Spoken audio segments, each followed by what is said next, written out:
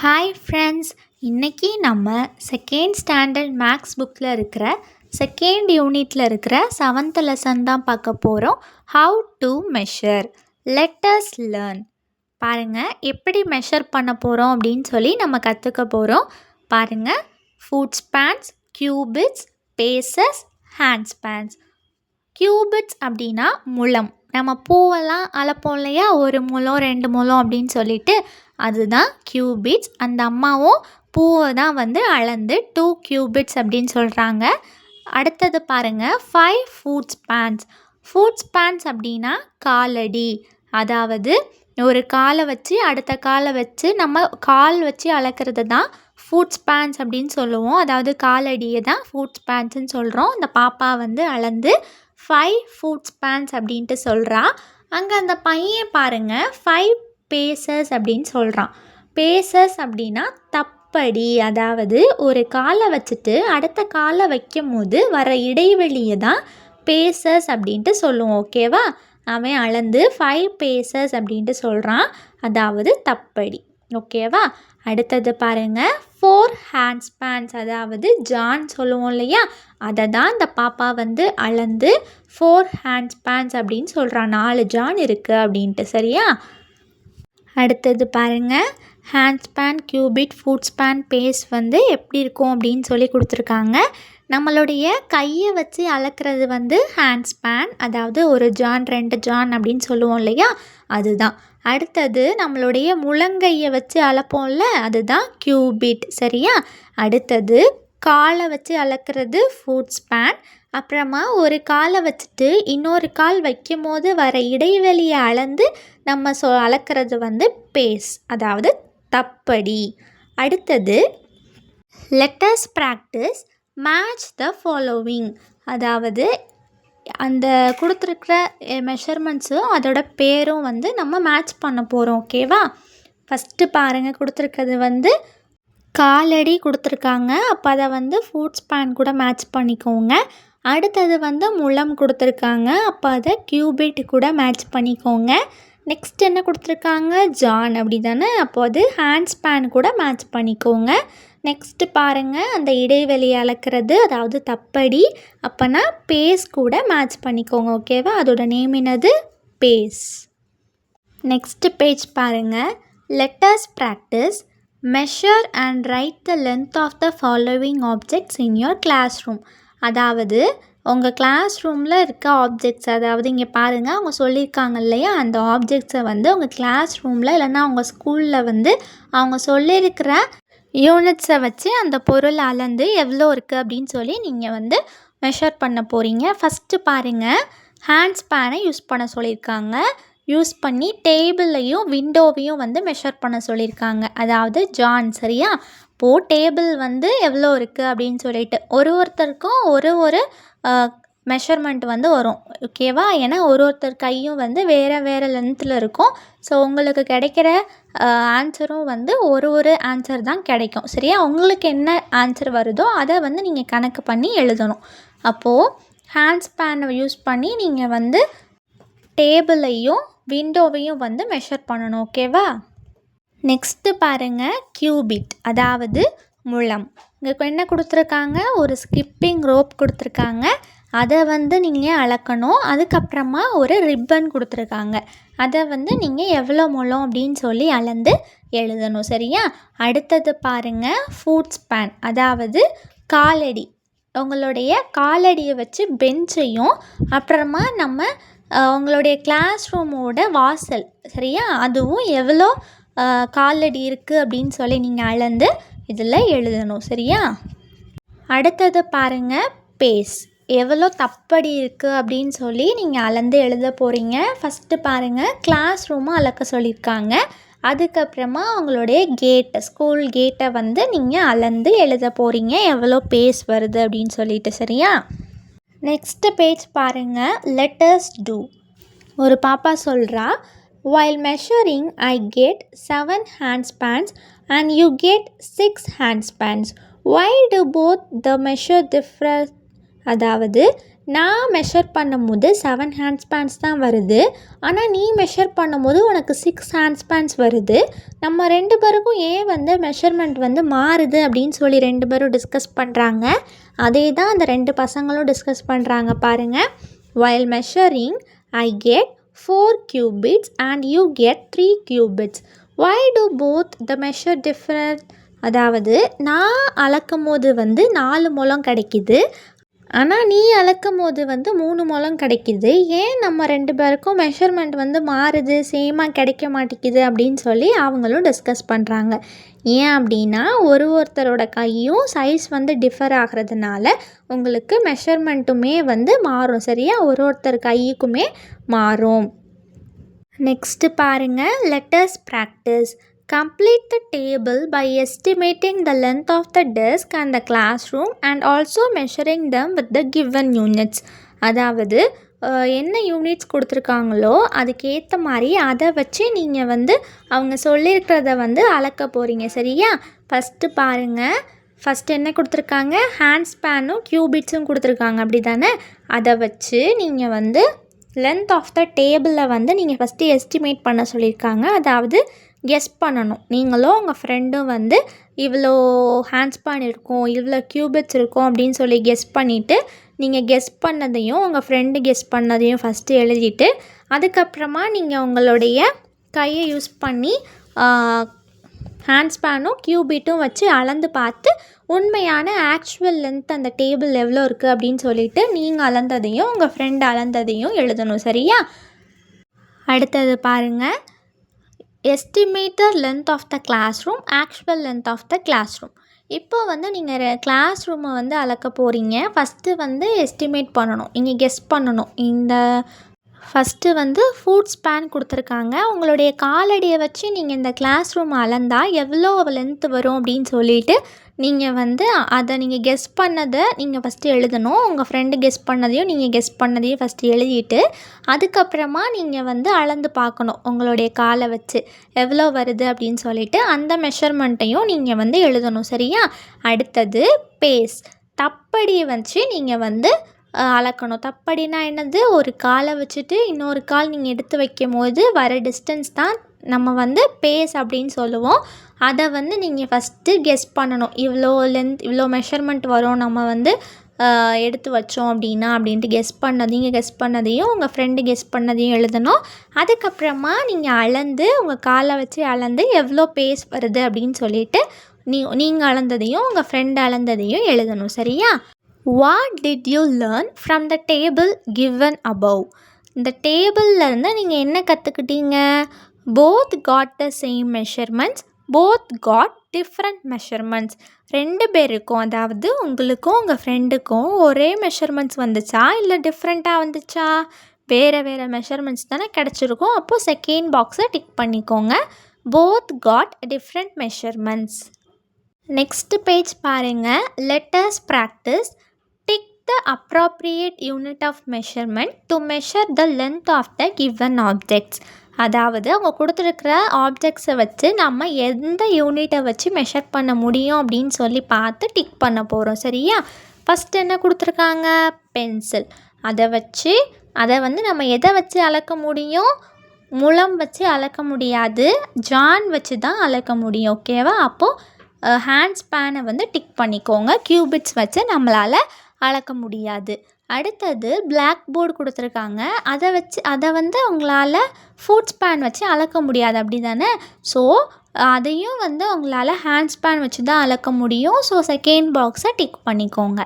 அடுத்தது பாருங்கள், ஃப்ளார் கொடுத்துருக்காங்க. பூவை வந்து எதை வச்சு அளப்போம், எல்லாருக்குமே தெரிஞ்சது தான், முழம், அப்படி தானே? அப்போது க்யூபிட்ஸை வந்து டிக் பண்ணிக்கோங்க. நெக்ஸ்ட் என்ன கொடுத்துருக்காங்க, ஒரு ப்ளே கிரவுண்டு கொடுத்துருக்காங்க. கிரிக்கெட் விளையாடுற அந்த கிரவுண்டில் இப்போது இந்த இடத்த வந்து எதை வச்சு உங்களால் அளக்க முடியும், ஜான் வச்சா இல்லைனா தப்படி வச்சா? பேஸ், அப்படி தானே? தப்படி தான் கரெக்டான ஆன்சர். அதை வச்சு தான் இந்த இடத்த வந்து அளக்க முடியும். ஸோ பேஸை வந்து டிக் பண்ணிக்கோங்க ஃபஸ்ட்டு பாக்ஸை. நெக்ஸ்ட்டு பாருங்கள், லெட்டஸ் டூ. அந்த பாப்பா சொல்கிறா, while measuring I get 10 hand spans. அந்த பையன் சொல்கிறான், while measuring I get 11 hand span. அதாவது நான் வந்து என்னோடய ஜான் வச்சு அளக்கும் போது எனக்கு வந்து 10 ஜான் கிடைக்கிது. அந்த பையன் சொல்கிறான் எனக்கு வந்து 11 ஜான் கிடைக்கிது அப்படின்ட்டு சொல்கிறான். அவங்க பாட்டி சொல்கிறாங்க, மெஷர் யூஸிங் அ ஸ்டிக். ஒரு குச்சி வச்சு 2 பேரும் மெஷர் பண்ணுங்க அப்படின்னு சொல்கிறாங்க. ஏன் அப்படின்னா குச்சை வச்சு மெஷர் பண்ணால் 2 பேருக்கும் ஒரே மாதிரி மெஷர்மெண்ட் கிடைக்கும். அதை நம்ம என்னன்னு சொல்லுவோன்னா யூனிஃபார்ம் நான் ஸ்டாண்டர்ட் யூனிட்ஸ். அப்படின்னா என்னென்னா நம்ம வந்து இந்த மாதிரி யூனிட்ஸை யூஸ் பண்ணாமல் ஒரு ஆப்ஜெக்டை யூஸ் பண்ணி அளப்போம் இல்லையா. இப்போ எக்ஸாம்பிளுக்கு ஸ்டிக்கு, எரேசர், ஷார்ப்னர், பென்சில் இந்த மாதிரி ஆப்ஜெக்ட் யூஸ் பண்ணி நீங்கள் வந்து லென்த்து ஹைட்டெல்லாம் வந்து மெஷர் பண்ணிங்கன்னா உங்கள் 2 பேருக்கும் எல்லாருக்கும் ஒரே மாதிரி மெஷர்மெண்ட் வந்து கிடைக்கும் இல்லையா. அது வந்து மாறாது. அதனால் நீங்கள் வந்து அதை யூஸ் பண்ணுங்கள் அப்படின்னு சொல்லி அந்த பாட்டி வந்து சொல்கிறாங்க. நெக்ஸ்ட்டு பாருங்கள், let's practice. Count the sharpeners and write the length or height of the given objects. கொடுத்துருக்குற ஷார்ப்னரை கவுண்ட் பண்ணி லென்த்தும் ஹைட்டும் பார்க்க போகிறோம். ஃபஸ்ட்டு பாருங்கள், அவங்க எக்ஸாம்பிளுக்கு நமக்கு ஒரு வாட்டர் பாட்டில் கொடுத்துருக்காங்க. அதில் எத்தனை ஷார்ப்னர் இருக்குது கவுண்ட் பண்ணி 4ன்னு சொல்லி போட்டுட்டாங்க. நெக்ஸ்ட்டு பாருங்கள், ஒரு பெயிண்ட் ப்ரஷ் கொடுத்துருக்காங்க. அது லென்த்தை கால்குலேட் பண்ணுறதுக்கு வந்து 3 ஷார்ப்னஸ் இருக்குது. அப்போது 3 அப்படின்னு சொல்லி போட்டுக்கோங்க. நெக்ஸ்ட்டு புக்கோட லென்த்தை வந்து கால்குலேட் பண்ணுறதுக்கு எத்தனை ஷார்ப்னஸ் இருக்குது பாருங்கள், கவுண்ட் பண்ணுங்கள் 5. அப்போது ஆன்சர் 5 ஷார்ப்னர்ஸ் அப்படின்னு சொல்லி எழுதிக்கோங்க. நெக்ஸ்ட்டு பாருங்கள், complete the table by estimating and measuring the length of the given objects. அதாவது கொடுத்துருக்கிற ஆப்ஜெக்ட்ஸை வச்சு அதை வந்து எதை வச்சு மெஷர் பண்ணணும் அப்படின்ட்டு சொல்லிட்டாங்க. அதை ஃபஸ்ட்டு நீங்கள் அளந்தால் எவ்வளோ இருக்குமோ அப்படின்னு சொல்லி நீங்கள் கெஸ் பண்ணி எழுதணும். அதுக்கப்புறமா நீங்கள் அதை வச்சு அளந்து உண்மையான ஆக்சுவல் லென்த்தை வந்து எழுதணும். ஃபஸ்ட்டு பாருங்கள், ஒரு ஸ்லேட்டு கொடுத்துருக்காங்க இல்லையா, அதை வந்து எதை வச்சு மெஷர் பண்ண சொல்லியிருக்காங்கன்னா ஷார்ப்னர். இப்போது அந்த ஸ்லேட்டை வந்து நீங்கள் ஷார்ப்னரை வச்சு மெஷர் பண்ணுனா எத்தனை ஷார்ப்னர் தேவைப்படும் அப்படின்னு சொல்லி நீங்கள் வந்து ஒரு எஸ்டிமேட் பண்ணி ஃபஸ்ட்டு அதை எழுதிடணும். அதுக்கப்புறமா நீங்கள் வந்து உண்மையான லென்த் எவ்வளோ அப்படின்னு சொல்லி அளந்து பார்த்து எழுதணும். அடுத்தது பாருங்கள், புக்கு கொடுத்துருக்காங்க. அதை வந்து எதை வச்சு மெஷர் பண்ண சொல்லியிருக்காங்க அப்படின்னா ஒரு குட்டி டார்ச் லைட், நீங்கள்லாம் விளையாடுவீங்கள்ல, அந்த டார்ச் லைட்டை வச்சு மெஷர் பண்ண சொல்லியிருக்காங்க. அதை ஃபஸ்ட்டு நீங்கள் எஸ்டிமேட் பண்ணணும், கெஸ் பண்ணணும் எவ்வளோ வரும் அப்படின்னு சொல்லிட்டு. அதை கெஸ் பண்ணி எழுதிட்டு அப்புறமா நீங்கள் வந்து உண்மையான லென்த் எவ்வளோ அப்படின்னு சொல்லி மெஷர் பண்ணி எழுதணும். நெக்ஸ்ட்டு பாருங்கள், ஒரு பிளாக் போர்டு கொடுத்துருக்காங்க. அதை வந்து என்ன பண்ண போகிறீங்கன்னா எரேசரை வச்சு அளக்க சொல்லியிருக்காங்க. அளந்தால் எவ்வளோ வரும் அப்படின்னு சொல்லி கெஸ் பண்ணதை வந்து ஃபஸ்ட்டு எழுதிக்கோங்க. அதுக்கப்புறமா நீங்கள் போய் அளந்து என்ன வருதோ அந்த லென்த்தை வந்து எழுதிக்கோங்க. நெக்ஸ்ட்டு பாருங்கள், ஸ்கேல் கொடுத்துருக்காங்க. ஸ்கேலை வந்து அந்த புக் மார்க் பின் இருக்குல்ல, அதை வச்சு அளக்க சொல்லியிருக்காங்க. அதை வச்சு நீங்கள் அளந்தோம்னா எத்தனை வரும் அப்படின்னு சொல்லி எஸ்டிமேட் ஃபஸ்ட்டு பண்ணிவிட்டு அதுக்கப்புறமா நீங்கள் எத்தனை வருது அப்படின்னு சொல்லி அளந்து எழுத போகிறீங்க. ஓகேவா? நெக்ஸ்ட் பேஜ் பாருங்கள், லெட்டஸ் ப்ராக்டிஸ். அதாவது colour the boxes as per the length of the objects, count and write. கொடுத்துருக்குற ஆப்ஜெக்ட் வந்து எவ்வளோ லென்த்தோ அது வரைக்கும் நீங்கள் வந்து கலர் பண்ணி எத்தனை பாக்ஸஸ் கலர் பண்ணியிருக்கீங்க அப்படின்னு சொல்லி கவுண்ட் பண்ணி எழுத போகிறீங்க. சரியா? ஃபஸ்ட்டு என்ன கொடுத்துருக்காங்க, ஒரு எரேசர் கொடுத்துருக்காங்க. அப்படி தானே? அது வந்து 2 பாக்ஸுக்கு லென்த் இருக்கிறதுனால 2 பாக்ஸை கலர் பண்ணி கீழே வந்து 2 அப்படின்னு சொல்லி எழுதிட்டாங்க.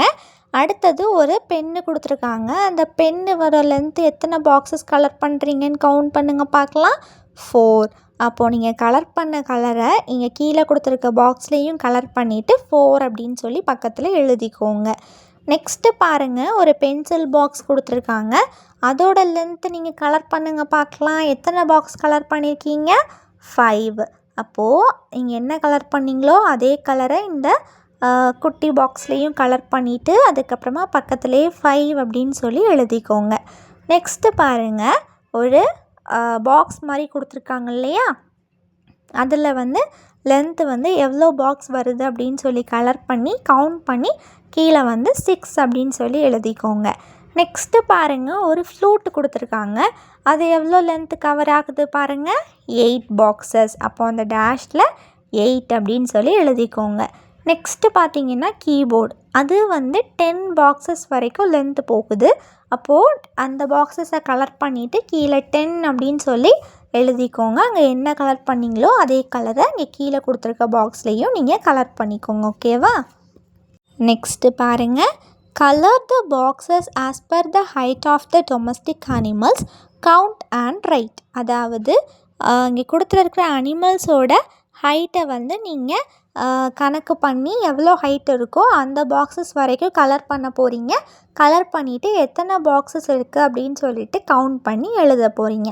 ஃபஸ்ட்டு பாருங்கள், கோட் இருக்கா?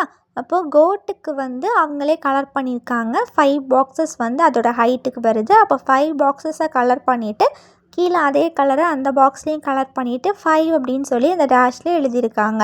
அதே மாதிரி அடுத்தது பாருங்கள், கவு கொடுத்துருக்காங்க. கவோட ஹைட்டு வந்து நீங்கள் கலர் பண்ணிங்க அப்படின்னா 6 பாக்ஸஸ் வந்து நீங்கள் கலர் பண்ணுவீங்க. அப்போ அதை கவுண்ட் பண்ணி அப்படியே 6ன்னு சொல்லி எழுதிட்டு அந்த பாக்ஸ்லேயும் நீங்கள் என்ன கலர் பண்ணிங்களோ அதே இதை இந்த குட்டி பாக்ஸ்லேயும் கலர் பண்ணிக்கோங்க.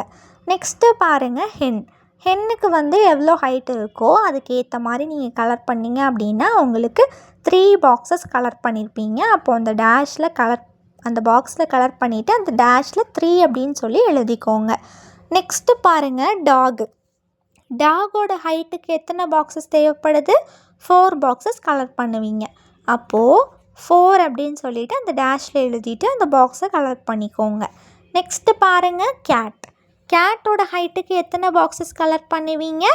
2 அப்படி தானே? அப்போ 2 பாக்ஸஸ் கலர் பண்ணிவிட்டு அந்த டேஷில் 2 அப்படின்னு சொல்லி எழுதிக்கோங்க. நெக்ஸ்ட்டு பாருங்கள், let us explore. Tick the correct answer. First question, if your brother and you measure the doorstep of your house using the same stick, both of your measurements will be the same. நீங்களும் உங்களுடைய பிரதரும் வந்து உங்களுடைய door step, அதாவது வாசல் கதவு இருக்குல்ல, அதை வந்து நீங்கள் அளந்தீங்க, குச்சை வச்சு அளந்தீங்கன்னா, ஒரே குச்சை வச்சு 2 பேரும் அளந்தீங்கன்னா மெஷர்மெண்ட் வந்து சேமாக தான் இருக்கும் அப்படின்னு சொல்லியிருக்காங்க. ஸோ இது வந்து கரெக்டுன்றனால எஸ்ஸை வந்து டிக் பண்ணிக்கோங்க. செகண்ட் கொஷின் பாருங்கள், the distance between the school entrance and the school office can be measured using cubits. அதாவது உங்களோட ஸ்கூல் என்ட்ரன்ஸ் இருக்குல்ல, அந்த இடத்துல இருந்து உங்களோட ஸ்கூல் ஆஃபீஸ் இருக்கிற வரைக்கும் கியூபிட்ஸ் வச்சே மெஷர் பண்ண முடியும் அப்படின்னு சொல்லியிருக்காங்க. நம்மளால் அப்படி பண்ண முடியாது இல்லையா? ஸோ இது வந்து தப்புன்றனால நோவை வந்து டிக் பண்ணிக்கோங்க. நெக்ஸ்ட்டு தேர்டு கொஷின் பாருங்கள், the length of the blackboard can be measured using handspans. உங்களுடைய பிளாக் போர்டோட லென்த்தை வந்து ஹேண்ட்ஸ்பேன்ஸ் யூஸ் பண்ணி அளக்கலாம் அப்படின்னு சொல்லி கொடுத்துருக்காங்க. ஜான் வச்சு நம்மளால் அளக்க முடியும். ஸோ எஸ்ஸை வந்து டிக் பண்ணிக்கோங்க. நெக்ஸ்ட்டு பேஜ் பாருங்கள், learning check. Answer the following questions. First question, tick the appropriate unit of measurement to measure the length of the given object. அதாவது பென்சில் கொடுத்துருக்காங்க இல்லையா, கொடுத்துருக்கிற ஆப்ஜெக்டை வந்து நம்ம எதை வச்சு மெஷர் பண்ண முடியும் அப்படின்னு சொல்லிட்டு டிக் பண்ண போகிறோம். பென்சிலை வச்சு நம்மளால் கியூபிட்ஸ் வச்சு மெஷர் பண்ண முடியாது, ஹேண்ட்ஸ்பேன் வச்சு தான் மெஷர் பண்ண முடியும். ஸோ ஜானை வந்து டிக் பண்ணிக்கோங்க, second box. Next second question பாருங்கள், tick the appropriate unit of measurement to measure the length of the given object. இதுவும் அதே மாதிரி தான், ஒரு ரோப் கொடுத்துருக்காங்க இல்லையா, அந்த கயிறை வந்து எதை வச்சு அளக்கலாம் அப்படின்னு சொல்லி கேட்டிருக்காங்க. கியூபிட்ஸா, பேஸா, அதாவது முழமா இல்லைன்னா தப்படியா, முழத்தை வச்சு நம்மளால் அளக்க முடியும். ஸோ கியூபிட்ஸை வந்து டிக் பண்ணிக்கோங்க.